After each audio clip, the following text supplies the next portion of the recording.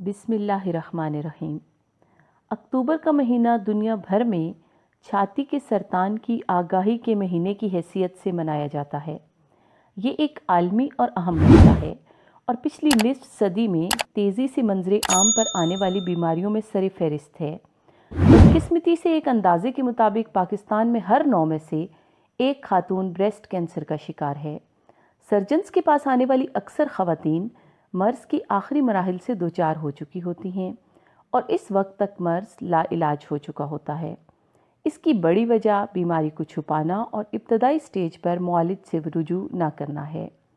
मशरकी इक़दार, family दबाव, खातून doctor या surgeon का मैसर ना होना या लापरवाही इस तारीख में अवलीन अमामिल हैं और नतीजे में मर्ज़ पेचीदा हो जाता है।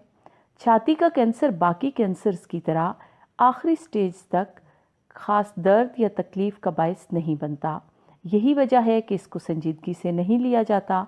ब्रेस्ट में बनने वाली किस्म की गिल्टी और इसके मौजूद अतराफ, स्किन के रंग या साख्त में तब्दीली, निप्पल से रंग या बदबूदार मवाद या खून आलूद मवाद का निकलना, ब्रेस्ट का सख्त होना और इसकी शक्ल का तब्दील हो जाना वाज़ेह अलामात हैं। इसके अलावा दीगर अलामात में वज़न का गिरना, भूख का ना लगना, खून की कमी, जिस्म में दर्द शामिल हैं, जो अमूमी तौर पर मर्ज़ के वक्त के साथ बढ़ने की वजह से नमूदार होती हैं। एक रिपोर्ट के मुताबिक पाकिस्तान में ब्रेस्ट कैंसर की शरह में ख़तरनाक हद तक इजाफ़ा हो रहा है। हर साल ब्रेस्ट कैंसर के 90,000 से 1 लाख तक केसेस रिपोर्ट हुए हैं, जिनमें 45% नाकाबिले इलाज होते हैं और 40,000 ख़वातीन ब्रेस्ट कैंसर के बायस मौत के घाट उतर जाते हैं। याद रहे, हम यहाँ एक ऐसे मर्ज़ की बात कर रहे हैं जिसका इलाज मुमकिन है अगर बरवक्त तशख़ीस की जाए और इसमें दीगर फैक्टर्स काबिल गौर हैं। मुतवाज़न ग़ज़ा हासिल करने के लिए मुतवाज़न वज़न और मुनासिब वर्जिश और रोज़ाना वर्जिश शुरू करें तो मुख्तलिफ़ बीमारियों की तरह कैंसर को भी शिकस्त दी जा सकती है। वज़न का ज़्यादा होना या औरतों में मोटापा इस मर्ज़ के रुझान को बढ़ा देता है। इन ख़वातीन में मोटापा इस मर्ज़ का बायस बनता है जिनमें हैज़ का अमल जल्द ख़त्म हो जाता है।